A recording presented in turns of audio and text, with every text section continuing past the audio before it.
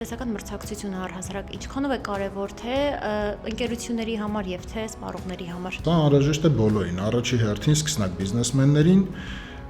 հաջորդիվ սպառողներին եւ վերջում, բայց ինչը շատ ավելի կարևոր է եւ ազդում է նախորդ երկուսի վրա ուղղակիորեն արդեն կայացած եւ զարգացած բիզնեսներին, որոնք որ հասել են մի կետի, որտեղից հետո կամ խոշորանում են, կամ ավելի են ընդգրկուն դառնում, կամ իրենց գործունեությունն է մեծանում։ Տնտեսական մրցակցության պաշտպանությունը ինքը ուղղված է նրան, որ պաշտպանի հենց մրցակցությունը ինքնին։ Մեծ բիզնեսին ավելի դժվար է նորարարություն անել եւ ճկուն փոխել իր ուղղվածությունը, քան փոքր բիզնեսին։ Բոլորը գիտեն, որ հանձնաժողովը կա,